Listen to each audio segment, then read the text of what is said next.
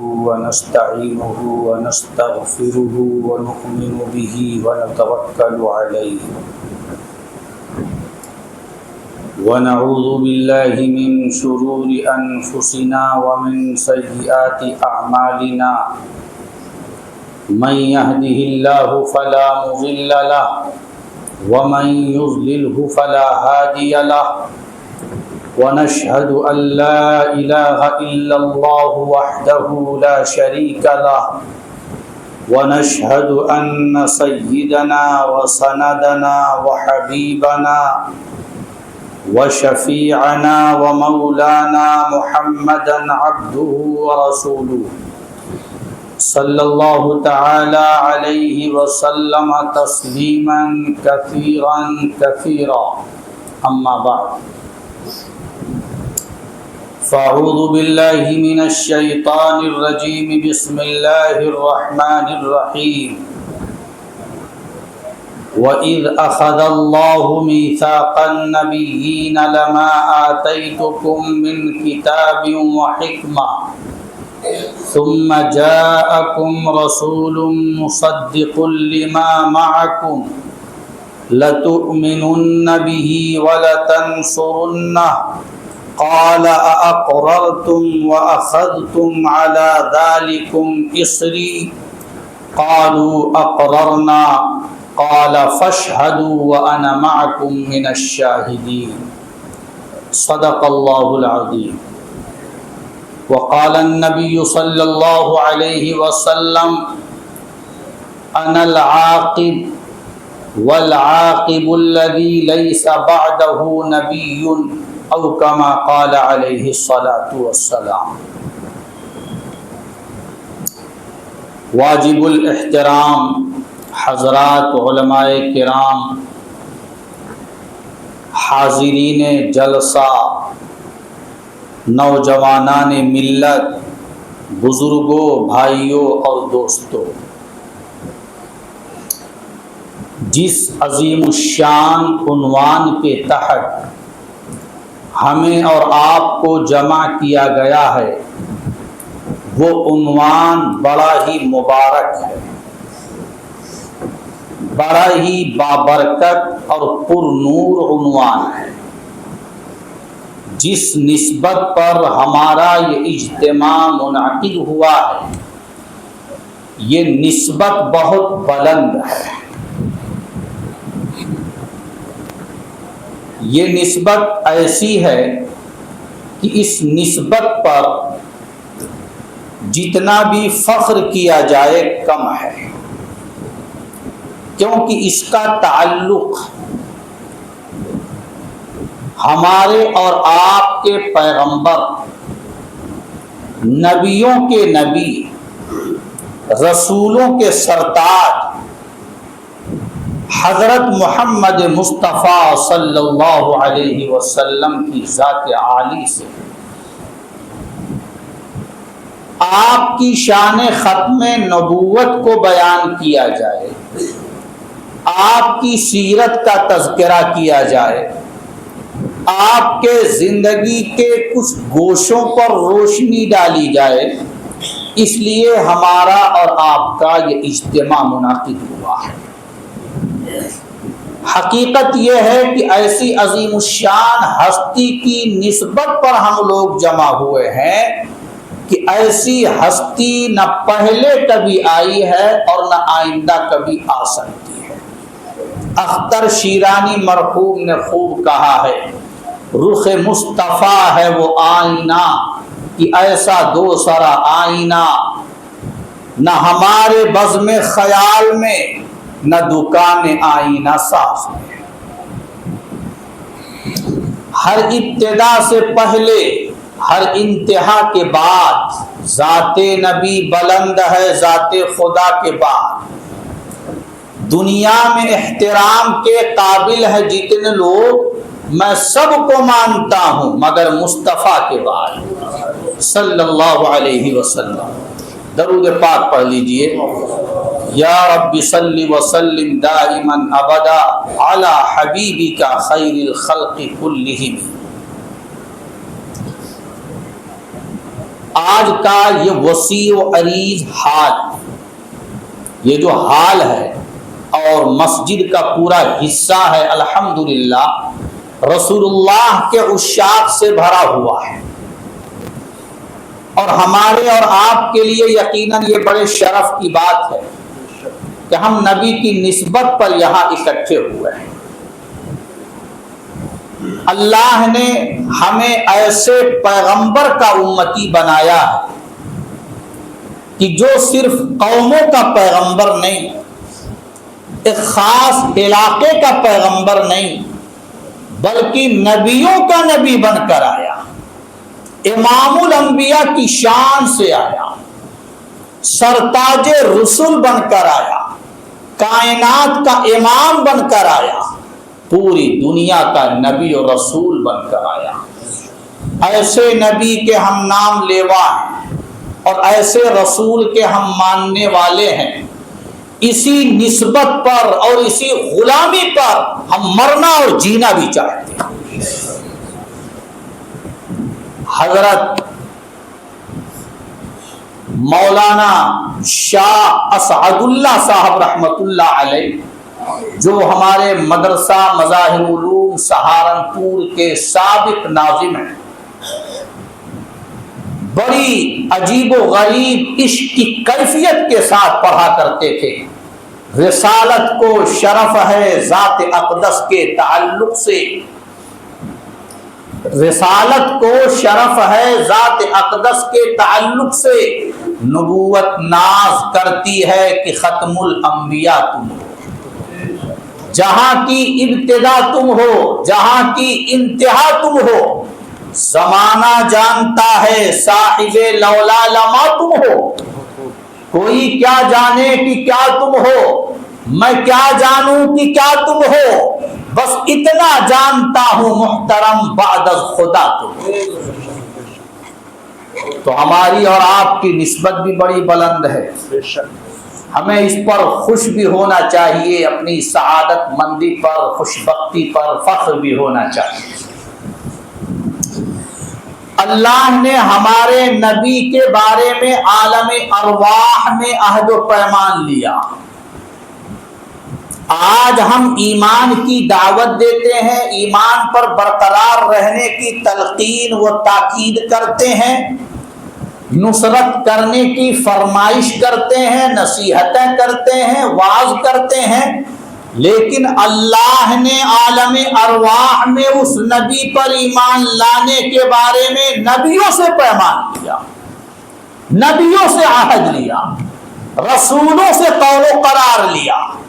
ہمارے نبی کی آمد تو سب سے آخر میں ہوئی، لیکن آپ کا تذکرہ سب سے پہلے سے شروع ہو چکا۔ کیا شان ہے ہمارے نبی کی، آئے سب کے بعد میں، لیکن آپ کا تعارف اور آپ پر ایمان کی دعوت اور نصرت کی بات سب سے پہلے شروع ہوئی۔ اللہ نے قرآن عظیم الشان میں فرمایا وَإِذْ أَخَذَ اللَّهُ مِيثَاقَ النَّبِيِّينَ لَمَا آتَيْتُكُم مِّن كِتَابٍ وَحِكْمَةٍ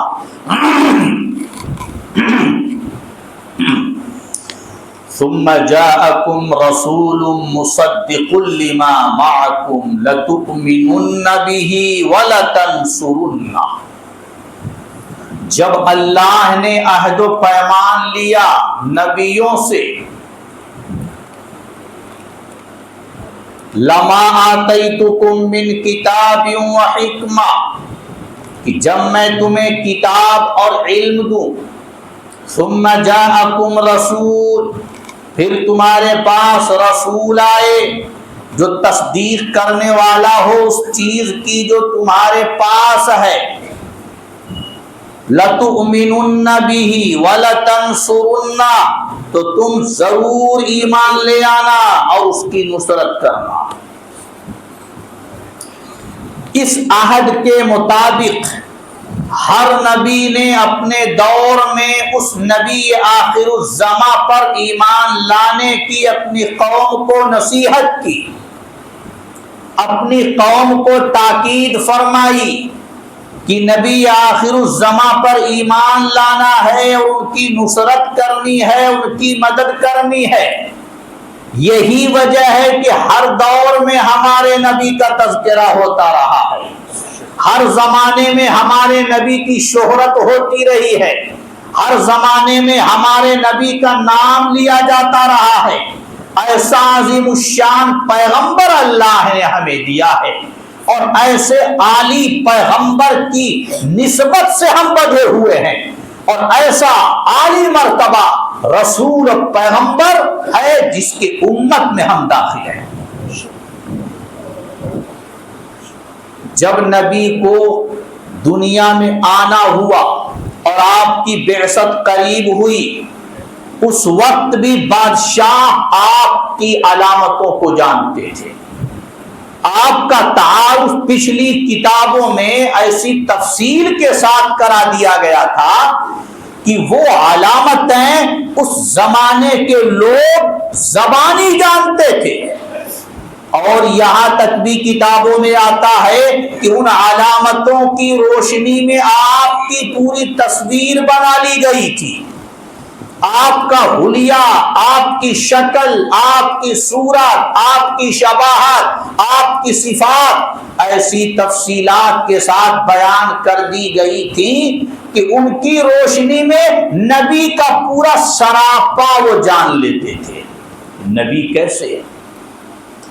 تورات میں حضرت موسیٰ علیہ السلام نے ہمارے نبی کی خبر دی، انجیل کے اندر حضرت عیسیٰ علیہ السلام نے ہمارے نبی کے بارے میں خبر دی، زبور کے اندر داؤد علیہ السلام نے ہمارے نبی کے بارے میں خبر دی، بائبل، نیو ٹیسٹامنٹ یا اولڈ ٹیسٹامنٹ، عہد عتیق نامہ، عہد جدید نامہ، ان کتابوں میں، آسمانی صحیفوں میں ہمارے نبی کا تذکرہ رہا ہے۔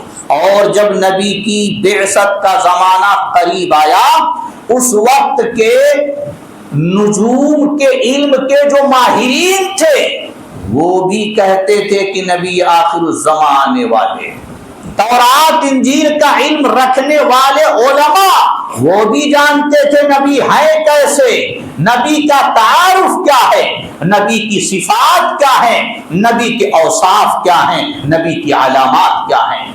تو بادشاہ بھی آپ کو جانتا تھا، حبشہ کا بادشاہ بھی آپ کو پہچانتا تھا، ہرقل بادشاہ بھی آپ کی شخصیت سے واقف تھا، سلمان فارسی رضی اللہ تعالی عنہ نے کہاں کہاں ٹھوکریں کھائیں اور کہاں کہاں گئے، اور پھر آخر میں جب مدینہ طیبہ پہنچے ہیں اور کھجوروں والا شہر یہ دیکھا ہے تو پکار اٹھے کہ یہ وہی شہر ہے جہاں آخری نبی کو ہجرت کر کے آنا ہے، یہ آخری نبی کا دار الہجرت ہے۔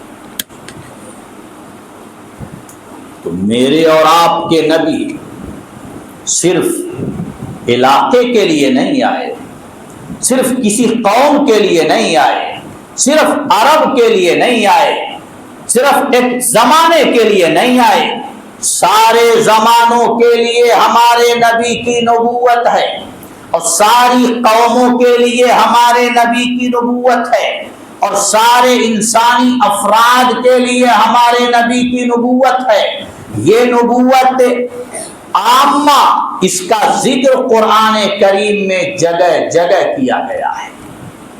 قُلْ يَا أَيُّهَا النَّاسُ إِنِّي رَسُولُ اللَّهِ إِلَيْكُمْ جَمِيعًا، اے پیغمبر آپ کہہ دیجئے کہ میں تم سب کی طرف رسول بنا کر بھیجا گیا ہوں۔ میری نبوت و رسالت تم سارے انسانوں کے لیے ہے، صرف عرب والوں کے لیے نہیں، صرف اس زمانے کے لوگوں کے لیے نہیں، بلکہ ساری دنیا کے انسانوں کے لیے، چاہے وہ مشرق میں رہنے والے ہوں یا مغرب میں، شمال کے رہنے والے ہوں یا جنوب کے، اتر دکن کے رہنے والے ہوں یا دنیا کے کسی خطے میں آباد ہوں، سارے انسانوں کے لیے مجھے نبی بنا کر کے مبعوث کیا گیا ہے۔ اور سنو، اگر تم پچھلی کتابوں کو دیکھو گے اور پچھلے نبیوں کے اعلانات دیکھو گے، تعلیمات دیکھو گے، تو تمہیں پتا چلے گا یہ ساری دنیا کے انسانوں کے لیے نبی ہونے کا اعلان میرے نبی کے علاوہ کسی نے نہیں کیا۔ تورات کے مخاطب صرف بنی اسرائیل ہیں، انجیل کے مخاطب صرف بنی اسرائیل ہیں۔ وَرَسُولًا إِلَىٰ بَنِي إِسْرَائِيلَ، یہ رسول ہے بنی اسرائیل کی طرف، لیکن میرے نبی کا جب تذکرہ ہوا تو یہ نہیں کہا إِلَى الْعَرَبِ، عرب والوں کی طرف، نہیں، ساری دنیا کے انسانوں کی طرف نبی بنا کر کے بھیجا گیا۔ دیگر جو قوموں کی مذہبی کتابیں ہیں، ان کتابوں کو بھی اگر آپ پڑھیں گے تو پتہ چلے گا ان میں جو مضامین ہیں اور ان میں جو کچھ تعلیمات ہیں ان سے پتہ چلتا ہے کہ ان کا دائرہ ایک محدود علاقے کے لیے ہے۔ لیکن ہمارے نبی کا جو اعلان ہے وہ ساری قوموں کے لیے، سارے انسانوں کے لیے۔ یہ اعزاز صرف ہمارے نبی کے حصے میں آیا ہے اور قرآن کریم کے حصے میں آیا ہے۔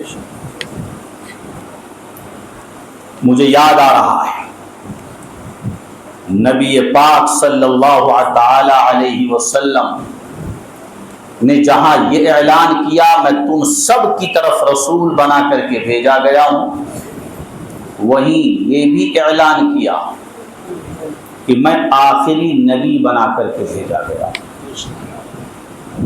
انا خاتم النبیین لا نبی بعدی، کہ میں آخری نبی ہوں، میرے بعد کوئی نبی نہیں۔ آخری نبی کی علامتیں اتنی وضاحت کے ساتھ بیان کر دی گئی تھی کہ وہ علامتیں بھی اس وقت کے لوگ جانتے تھے۔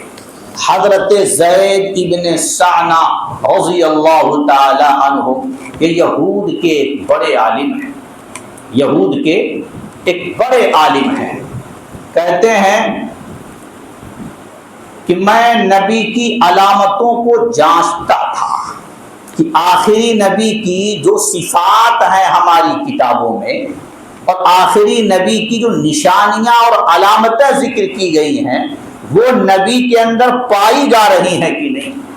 کہتے ہیں کہ میں نے تمام علامات نبوت نبی میں دیکھ لی سوائے 2 علامت کے۔ نبی کی جو نشانیاں ذکر کی گئی ہیں وہ ساری نشانیاں ہم نے پا لی ہیں، لیکن 2 نشانیاں نہیں ملی۔ ایک نشانی کیا تھی کہ جو آخری نبی ہوگا اس کا حلم اس کے غصے پر غالب آئے گا، اس کا حلم اس کے غصے پر غالب آئے گا۔ اور دوسری علامت یہ ہماری کتاب میں بیان کی گئی تھی کہ اس کے ساتھ جہالت کا جتنا برتاؤ کیا جائے گا اتنا ہی زیادہ اس کا تحمل بڑھے گا۔ جہالت کا جتنا زیادہ رویہ کوئی اختیار کرے گا نبی کا حلم اور تحمل اتنا ہی زیادہ اونچا ہوگا۔ یہ 2 علامتیں میں دیکھنا چاہتا تھا، پانا چاہتا تھا، اسی کی غرض سے میں نبی کی خدمت میں بار بار حاضر ہوتا تھا، یہ موقع ملے اور نبی بھی یہ علامتیں بھی میں دیکھ لوں۔ ایک مرتبہ ایسا ہوا کہ حجرہ مبارکہ سے نبی باہر تشریف لائے اور آپ کے ساتھ شیر خدا علی مرتضی رضی اللہ تعالی عنہ بھی تھے۔ ایک دیہاتی آیا اور آ کر کے اس نے کہا اے اللہ کے رسول، میں نے اپنی قوم میں اسلام کی دعوت دی، میری قوم مسلمان ہو چکی ہے، اور میں نے اپنی قوم کو یہ بات بتلائی کہ اگر تم لوگ اسلام لے آؤ گے تو اللہ بھرپور تمہیں روزی عطا کرے گا، اور اب صورتحال یہ ہے کہ ہمارے یہاں قحط پڑ چکا ہے، اگر آپ کی رائے عالی ہو تو کچھ مدد کر دی جائے۔ یہ بات سن کر ہمارے آقا متوجہ ہوئے کس کی طرف؟ زید ابن ثانہ جو یہود کے بڑے عالم تھے، ابھی مسلمان نہیں ہوئے تھے، وہ علامتیں دیکھ رہے تھے، جانچ رہے تھے۔ وہ کہتے ہیں کہ غالباً علی کی طرف متوجہ ہوئے، حضرت علی وہاں موجود تھے۔ گویا کیا حضرت علی سے نبی پوچھ رہے ہیں کہ کچھ ہے دینے کو، تو حضرت علی نے تو انکار کیا، فرمایا کچھ بھی نہیں ہے دینے کو۔ زید ابن ثانہ جو وہاں موجود تھے کہتے ہیں کہ مجھے موقع مل گیا، میں تو موقع کی طاق میں تھا، میں نے کہا کہ اگر اس باغ کی کھجوریں وقت معین پر اتنی مقدار میں مجھے دے دی جائیں تو پیشگی قیمت دینے کے لیے میں تیار ہوں۔ نبی علیہ الصلوۃ والسلام نے فرمایا تم متعین باغ کی قید نہ لگاؤ، باغ معین کی قید ہٹا دو، پھر میں معاملہ کرنے کو تیار ہوں۔ یہ کہو کہ کسی بھی باغ کی کھجوریں وقت معین پر دے دی جائیں اور اس کے بدلے میں تم پیشگی پیسے دے دو، اس بات پر اگر تم ایگری ہو تو معاملہ کرنے کو تیار ہو۔ چنانچہ وہ راضی ہو گیا۔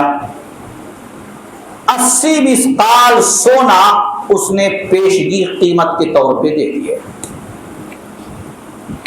80 مثقال سونا۔ نبی علیہ الصلوۃ والسلام نے وہ 80 مثقال سونا لیا اور اس دیہاتی کو دیا اور کہا کہ انصاف کی رعایت کرنا، انصاف کی رعایت کرنا۔ چنانچہ یہ واقعہ پورا پیش آ گیا۔ اس کے بعد اگلا واقعہ کیا پیش آیا وہ سنیے۔ الحمدللہ آپ حضرات کی توجہ دے کر کے بہت جی خوش ہو رہا ہے، اور مجھے ایسا لگ رہا ہے کہ اگر گھنٹوں گفتگو چلتی رہے تو آپ حضرات کی جنبش نہیں ہوگی، بیٹھے رہیں گے اپنی جگہ۔ لیکن کیا ضروری ہے کہ ساری باتیں ایک ہی نشست میں آپ کے سامنے آج ہی کر دی جائیں؟ یار زندہ صحبت باقی، پھر بات ہوگی انشاءاللہ۔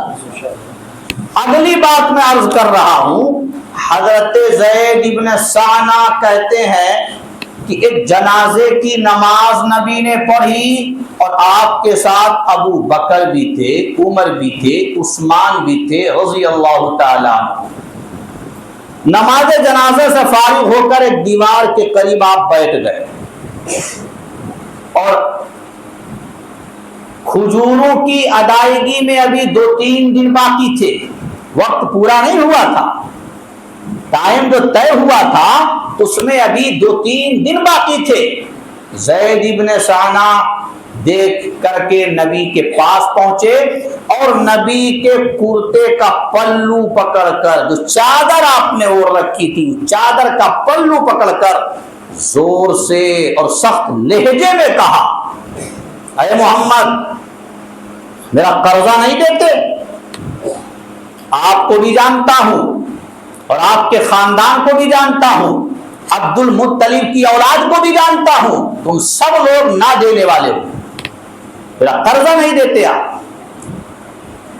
حضرت عمر فاروق رضی اللہ تعالی عنہ کی طبیعت بڑی غیور طبیعت تھی، غیرت مند آدمی تھے، پاس ہی بیٹھے ہوئے تھے، اس کا لہجہ سن کر غضبناک ہو گئے اور اسے ڈانٹتے ہوئے کہا، ارے خدا کے دشمن، اگر مجھے حضور کا ڈر نہ ہوتا تو خدا کی قسم تیری گردن مار دیتا۔ نبی کے ساتھ یہ سخت لہجہ اور نبی کی شان میں ایسی گستاخی۔ نبی پاک صلی اللہ تعالی علیہ وسلم زید ابن ثانہ کی گفتگو سن رہے تھے اور مسکرا رہے تھے۔ سبحان اللہ۔ بھائی وہ تو اپنا حق مانگ رہا ہے، آپ غصے میں نہیں آئے۔ اور پھر حضرت عمر رضی اللہ تعالی عنہ کو نصیحت فرمائی، کیا تعلیم دی؟ فرمایا عمر، میں اور یہ ایک دوسری چیز کے محتاج تھے، یعنی زید بن ثانہ کی طرف اشارہ کیا کہ میں اور یہ ایک دوسری چیز کے محتاج تھے، وہ یہ بات تھی کہ مجھے تم کہتے کہ صاحب حق کا حق ادا کرو خوبی کے ساتھ، اور اسے کہتے کہ تم مطالبہ کرنے میں اچھے طریقے کا برتاؤ کرو، اسے یوں نصیحت کرتے، مجھے یوں نصیحت کرتے۔ پھر نبی پاک صلی اللہ علیہ وسلم نے حضرت عمر کو کہا، عمر جاؤ اور اس کو جو کھجوریں دینی ہیں وہ سارا مطالبہ اس کا چکا دو، اور مزید جو تم نے ڈانٹ پلائی ہے 20 سا کھجوریں اور دے دینا، 20 سا کھجوریں اور مزید دے دینا۔ حضرت عمر اٹھے گئے اور جتنا اس کا مطالبہ تھا وہ سارا پورا کر دیا، 20 سا کھجوریں جب مزید دی تو زید ابن ثانہ کہنے لگے یہ کھجوریں کیسے؟ حضرت عمر کہتے ہیں کہ نبی کا حکم ہے، نبی کا یوں ہی فرمان ہے کہ 20 سا اور دے دی جائے۔ زید ابن ثانہ نے کہا، عمر مجھے جانتے ہو؟ حضرت عمر بولے، میں تو نہیں پہچانتا تمہیں۔ زید ابن ثانہ نے کہا، میں زید ابن ثانہ ہوں۔ حضرت عمر نے کہا، یہود کے بڑے عالم؟ انہوں نے کہا، ہاں میں وہی یہود کا بڑا عالم ہوں۔ تو حضرت عمر کو حیرت ہوئی، انہوں نے کہا پھر نبی کے ساتھ ایسا برتاؤ، اتنے بڑے عالم ہو کر کے تم نبی کے ساتھ ایسا رویہ اپنا رہے ہو، سخت لہجے میں بول رہے ہو۔ تو زید ابن ثانہ نے کیا کہا یہ سننے کی بات ہے۔ زید ابن ثانہ نے فرمایا بات دراصل یہ تھی کہ نبوت کی جو علامتیں میں نے کتابوں میں پڑھی تھی وہ ساری علامتیں اس آخری نبی میں نے پا لی تھی، دیکھ لی تھی۔ 2 علامتیں رہ گئی تھی، وہ 2 علامتیں دیکھنے کی نوبت نہیں آئی تھی، تو میں اس کا امتحان لے رہا تھا کہ ذرا 2 علامتیں بھی میرے سامنے کھل کر کے آ جائیں۔ اب مجھے یقین ہو گیا کہ نبی پاک صلی اللہ علیہ وسلم یہ واقعی نبی برحق ہے، اور اللہ نے ان کو سچا اور برحق نبی بنا کر کے بھیجا ہے۔ علامتیں لکھی ہوئی تھی کہ حلم نبی کا غصے پر غالب آئے گا، اور جہالت کا برتاؤ کیا جائے گا، وہ حلم اور اوپر بڑھے گا۔ میں نے یہاں دیکھ لیا، اور اب اے عمر میں اپنے اسلام کا تمہیں گواہ بناتا ہوں، اور اپنے اسلام ہونے کی بات تم سے کرتا ہوں، اور نبی کی خدمت میں جا کر کے ابھی باضابطہ اسلام قبول کرتا ہوں، اور سنو میرا آدھا مال اسلام کی راہ میں صدقہ ہے۔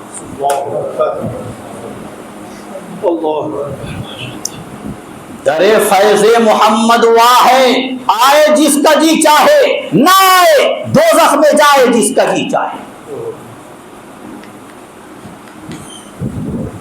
تو میرے نبی کا کرم، میرے نبی کا فیض ایسا سب نے ہی فائدہ اٹھایا، میرے نبی کے رحمت سے سب نے ہی فائدہ اٹھایا۔ ایسے ہی تھوڑی اللہ نے فرمایا وَمَا أَرْسَلْنَاكَ إِلَّا رَحْمَةً لِّلْعَالَمِينَ، ہم نے آپ کو سارے عالم کے لیے رحمت بنا کر بھیجا، میرے اور آپ کے نبی رحمت عالم بن کر آئے۔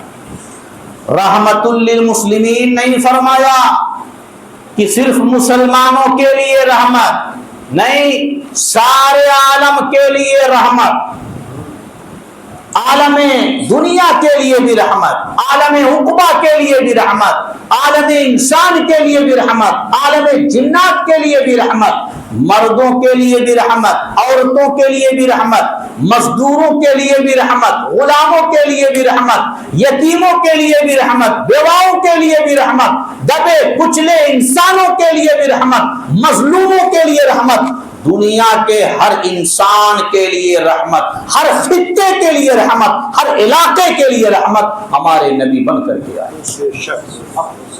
میں کہتا ہوں کہ جس طرح آسمان کے بادل مسلم اور غیر مسلم کے فرق کے بغیر سب کے کھیتوں کو سیراب کرتے ہیں، اور جس طرح ٹھنڈی ہواؤں کے جھونکے دھرتی پر بسنے والے تمام انسانوں کو تازگی بخشتے ہیں، اور جس طرح آسمان کا سورج مشرق اور مغرب کے فرق کے بغیر دنیا کے ہر خطے کو روشنی اور گرمی فراہم کرتا ہے، اسی طرح میرے اور نبی کی آپ کے نبی کی ذات پوری دنیا کو رحمت کا پروانہ عطا کرتی ہے۔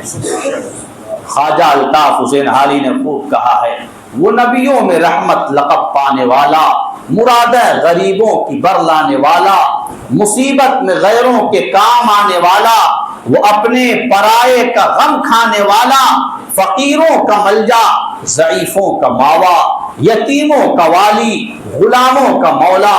عرب جس پہ قرنوں سے تھا جہل چھایا، پلٹ دی بس ایک آن میں اس کی کایا، اتر کر ہرا سے سوئے قوم آیا، اور ایک نسخے کیمیا ساتھ لایا۔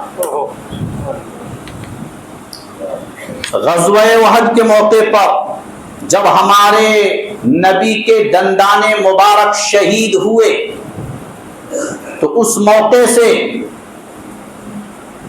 ظاہر ہے صحابہ کرام بہت رنجیدہ ہوئے، اکٹھا ہوئے، نبی پاک صلی اللہ علیہ وسلم کی خدمت میں کچھ صحابہ حاضر ہو کر کہنے لگے، اے اللہ کے رسول، پچھلی قومیں برباد ہوئی ہیں اپنی قوموں کو اپنے نبیوں کو ستانے کی وجہ سے، جب انہوں نے اپنے نبیوں کی راہ میں رکاوٹیں کھڑی کی تو اللہ نے برباد کر دیا، یہ قوم بھی آپ کے ساتھ ظلم کر رہی ہے، آپ دعا فرمائیے اللہ سے کہ ان کو ہلاک کر دیا جائے۔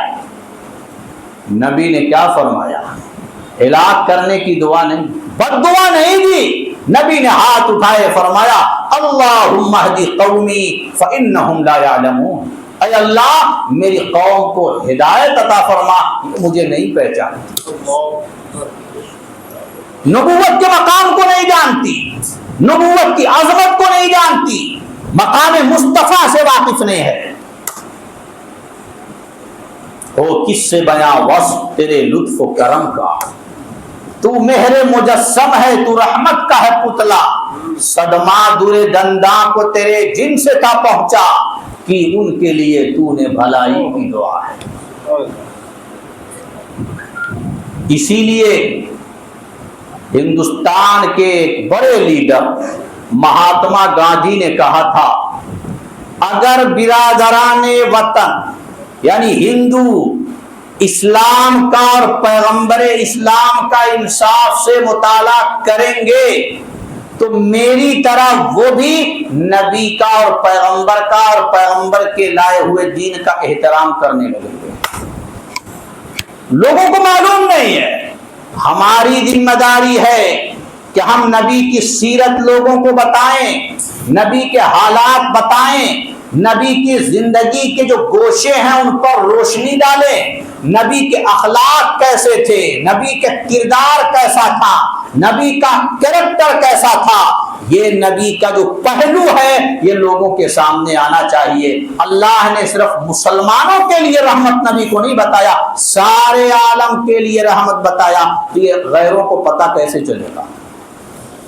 حضرت عبداللہ ابن مسعود رضی اللہ تعالی عنہ کہتے ہیں کہ میں اور ہمارے ساتھ کچھ صحابہ تھے، گئے ایک جگہ اور نبی پاک صلی اللہ علیہ وسلم کے ساتھ ہم لوگ تھے، نبی ایک ضرورت سے تھوڑی دیر کے لیے تشریف لے گئے تو ہم نے وہاں ایک چڑیا دیکھی اور چڑیا کے ساتھ دو اس کے چھوٹے بچے بھی تھے، وہ بچے ہم نے پکڑ لیے۔ تو بھائی چاہے انسان ہو چاہے جانور، ماں کی جو مامتا ہوتی ہے وہ بڑی عجیب و غریب ہوتی ہے، تو بچوں کی جو ماں تھی وہ پھڑپھڑانے لگی، ادھر ادھر پھرنے لگی۔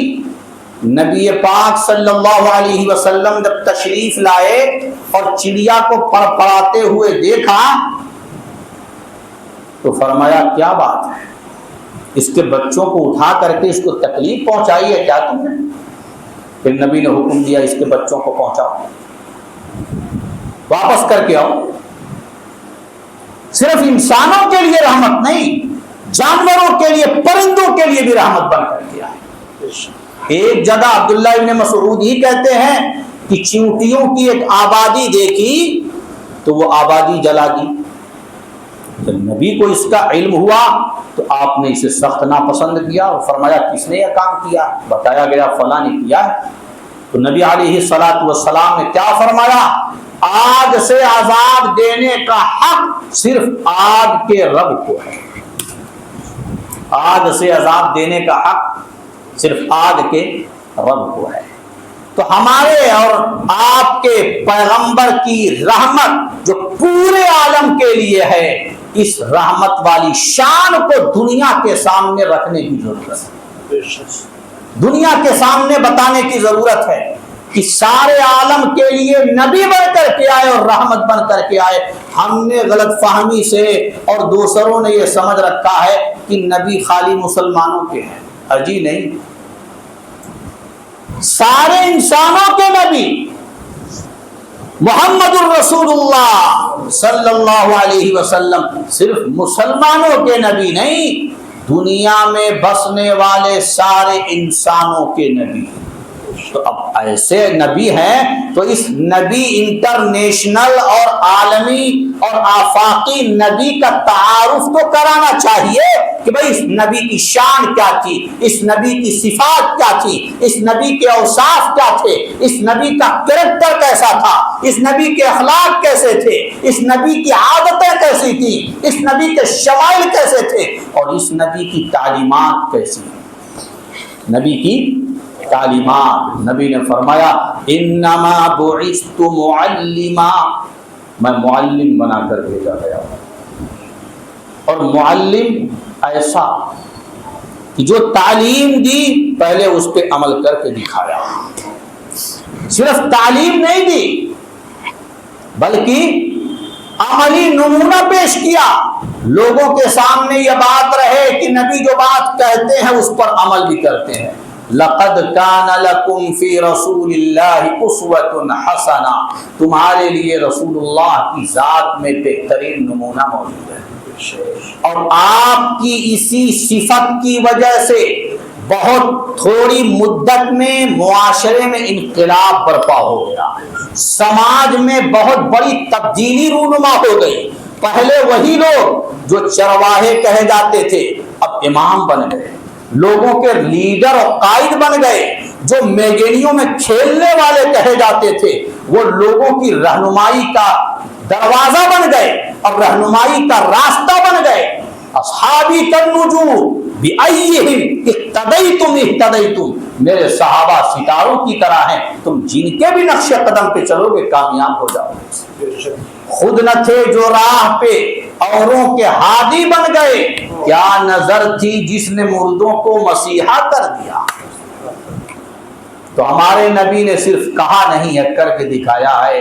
اگر ہمارے نبی نے مسلمانوں کو کہا کہ 5 وقت کی نمازیں فرض ہیں تو خود نبی کا طرز عمل کیا تھا؟ آپ 8 وقت کی نماز پڑھتے تھے، فجر، ظہر، عصر، مغرب، عشاء، تہجد، اشراق، 4۔ مسلمانوں کو کہا 5 نمازیں فرض ہیں، خود آپ 8 وقت کی نمازیں پڑھ رہے ہیں۔ مسلمانوں کو کہا رمضان کے 30 دن کے روزے فرض ہیں، اور خود نبی کا عمل کیا تھا؟ کوئی مہینہ ایسا نہیں جاتا تھا جب آپ روزہ نہ رکھتے رہے، بلکہ کوئی ہفتہ ایسا نہیں گزرتا تھا جب آپ روزہ دار نہ رہتے۔ آپ نے امت کو سبق دیا، تنگی کی حالت ہو، مصیبت ہو، پریشانی ہو، کٹھنائیوں کا موقع ہو تو صبر کرو، صبر کی تلقین فرمائی، اور آخرت کی راحتوں کی طرف متوجہ کیا، اور آخرت کی نعمتیں یاد دلائیں۔ اللہم لا عیش الا عیش الآخرہ فاغفر الانصار والمہاجرہ، کہ اصل راحت اور اصل آرام تو آخرت کا آرام ہے اور آخرت کی راحت ہے۔ کہ میرے نبی نے سبق دیا، آپ دنیا میں ہیں، یہ دنیا پریشانیوں کی بھی جگہ ہے، آسانیوں کی بھی جگہ ہے، دونوں چیزیں یہاں ملیں گی، دونوں چیزوں سے واسطہ پڑے گا۔ وہ جگہ جہاں صرف راحت ہی راحت ہے، پریشانی کا گزر نہیں، تکلیف کا داؤ نہیں چلے گا، وہ صرف جنت ہے، وہاں پریشانی نہیں، صرف آسانی۔ اور جہاں صرف پریشانی ہے، تکلیف ہے، وہاں آسانی کچھ نہیں، راحت کچھ نہیں، وہ جہنم ہے۔ اور جہاں دونوں چیزیں ہیں، کبھی آرام، کبھی پریشانی، کبھی تکلیف، کبھی آسانی، وہ یہ دنیا ہے۔ اگر کوئی شخص یہ سمجھتا ہے کہ مجھے راحت ہی راحت ملے، نہ بیٹے کی طرف سے کبھی غم ہو، نہ رشتہ دار کی طرف سے کبھی غم ہو، نہ مجھے کبھی بخار آئے، نہ مصیبت آئے، نہ کوئی اور حادثے کا میں شکار ہوں، دنیا میں پوری طرح آرام ہی آرام ہو، تو یہ اس کا غلط خیال ہے جی۔ دنیا کیا ہے؟ آزمائش کی جگہ ہے، یہاں آزمایا جاتا ہے، تو کبھی نرم، کبھی گرم، کبھی آرام، کبھی تکلیف، کبھی پریشانی، کبھی آسانی۔ دنیا ان جھمیلوں کی جگہ ہے۔ الذی خلق الموت والحیات لیبلوکم ایکم احسن عملا۔ اللہ نے موت اور زندگی کو پیدا کیا ہے تاکہ تمہیں آزمائے، کون اچھا عمل کرتا ہے۔ تو امتحان تو ایسے ہی ہوتا ہے، آزمائش تو ایسے ہی ہوتی ہے کہ آرام جب ہے تو اس وقت اللہ کا شکر ادا کر رہے ہو کہ نہیں، اور جب مصیبت آ رہی ہے تو صبر کر رہے ہو کہ نہیں، یا شکوہ کرتے ہو۔ بہت سے لوگ ہوتے ہیں نا، اگر چھوٹا بچہ ان کے گھر میں آیا اور دودھ پیتے کی حالت میں دنیا سے چلا گیا، تو ایسے کفریہ الفاظ بول دیتے ہیں جو بالکل ایمان کے منافی ہوتا ہے۔ کیا کہہ دیتے ہیں؟ ابھی تو آیا تھا، ابھی دنیا کی بہاریں بھی اس نے نہیں دیکھی، اللہ نے اسے اٹھا لیا، اس کو کیا فائدہ ملا جی اٹھانے سے؟ نعوذ باللہ۔ اللہ کی حکمت مصلحت پہ اعتراض، اللہ کے فیصلے پہ اعتراض، اللہ کی مشیت پہ اعتراض۔ اگر یہ ہے معاملہ تو اپنے ایمان کی خیر منائے۔ اللہ کی ساری دنیا ہے، ساری چیزیں ہیں، اللہ جس کو جب چاہے اٹھا لے، ہمیں کسی پر اعتراض کرنے کا کوئی حق نہیں ہے۔ لا يسأل عما يفعل وهم يسألون۔ ہم اللہ سے کچھ پوچھ نہیں سکتے، نہ اس کی شان میں کوئی اعتراض کر سکتے۔ اللہ کا جو بھی فیصلہ ہو اس پہ راضی رہنا چاہیے۔ تو بھائی میں عرض یہ کر رہا تھا، ہمارے نبی نصیحت کرتے تھے کہ دنیا میں پریشانیاں آئیں، مصیبتیں آئیں تو ان پر صبر کرو اور آخرت کی نعمت کو یاد کرو، یہ ہلکی ہو جائیں گی۔ کتنے دن کی پریشانی ہے؟ 60 سال کی، 70 سال کی، 80 سال کی۔ کتنے لوگ ہوتے ہیں اولاد کے لیے پریشان ہوتے ہیں، کاروبار کے لیے پریشان، روزگار کے لیے پریشان، سب اللہ کے قبضے میں ہے، اللہ آزماتا ہے جی۔ وَلَنَبْلُوَنَّكُمْ بِشَيْءٍ مِّنَ الْخَوْفِ وَالْجُوعِ وَنَقْصٍ مِّنَ الْأَمْوَالِ وَالْأَنفُسِ وَالثَّمَرَاتِ وَبَشِّرِ الصَّابِرِينَ۔ صبر کرنے والوں کو بشارت سنا دیجیے۔ میں اس پر گفتگو کروں گا تو بات بڑی لمبی ہو جائے گی۔ میں عرض یہ کر رہا کہ دنیا میں پریشانیاں آئیں گی تو نبی نے کیا فرمایا؟ صبر کرو۔ اور خود نبی کا طرز عمل کیا تھا؟ کئی دن فاقے سے گزر جاتے تھے۔ نبی کے گھر میں فاقے ہوتے تھے۔ آج تو ہمارے ہاں فاقہ نہیں ہوتا، کچھ الجھنا تو ہیں، غم کے حالات ہیں، رنج کے حالات ہیں، پریشانیاں ہیں، لیکن کیسی کیسی نعمتیں اللہ نے ہمیں دے رکھی ہیں۔ کیا کوئی وقت ایسا گزرتا ہے جب فاقہ ہوتا ہو؟ کیسی فراوانی ہے، خوشحالی ہے۔ اس پر اللہ کا شکر ہمیں ادا کرنا چاہیے۔ ہمیں اللہ